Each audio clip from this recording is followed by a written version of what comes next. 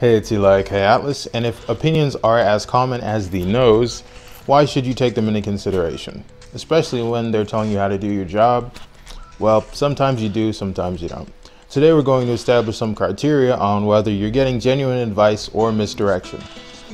I should preface this by saying that most advice is good advice because someone is actually taking the time out of their day to give you a genuine assessment of your art or whatever you're doing, and not just a "I don't like it" comment.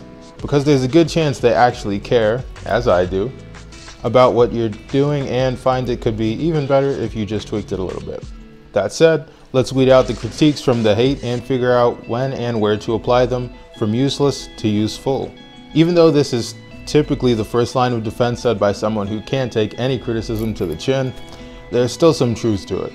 For example, if you're a realism painter and an anime artist is telling you to change all your characters' profiles to the famous muzzle shape, which is an incorrect way of drawing anime, I should note, because it would look better, that's some advice you could probably file under unduly noted. Sometimes people can't see your vision and are trying to tell you what they would do as opposed to what you should actually do, which leads us to the second criteria. Even if you are getting credible advice from a peer, I would still take it with a grain of salt. Is your artistic peer already a better artist than you? Or are they, even though it's subjective, a worse artist than you? Are you trying to go further towards their artist style or arena? If the answer is yes, then cool. Take the advice and run with it. Otherwise, you can file it under advisement.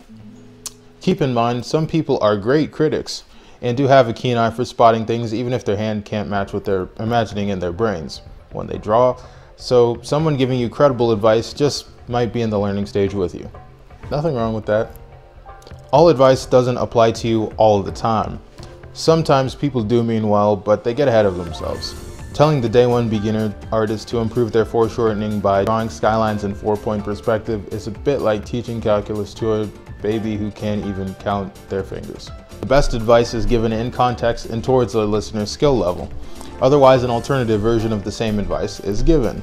And if a critic can't do that, at least preface it by saying, "You might want to try to do this later." And if it's really good advice, you will. And if it is good advice, you'll be in a hurry to get there and use it. That about wraps it up for this week's video. Make sure you comment, like, subscribe, and share if you enjoyed the video. Leave your thoughts down below. I want to hear from you guys about this particular topic. Critiques, criticism, good advice, bad advice, general hate.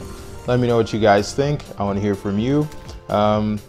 Like I said at the beginning, when people give advice, it's great to take it if you can.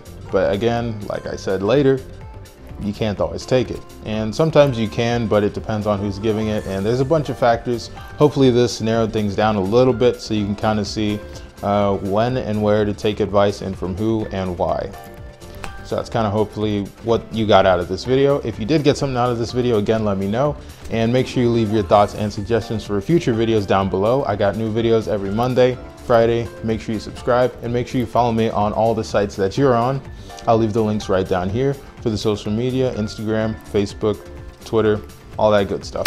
And these rules and ideas don't just have to be applied for receiving critiques. I think you could actually reverse engineer them and use it when you're kind of making critiques for people. So you always have to consider like where they're at in their artistic journey, where they're going, that type of thing. So these are some things I would think you should keep in mind when you're offering advice to other people as well. I know I try to. So hopefully, again, you guys got something out of this video. Make sure you comment, like, subscribe, and share. More content like this, more videos in the cards like this. Follow me down below. Links will be there with you, everything that you need. Yeah, let me hear from you guys. Suggestions always wanted, suggestions always welcome. And I'll see you guys later.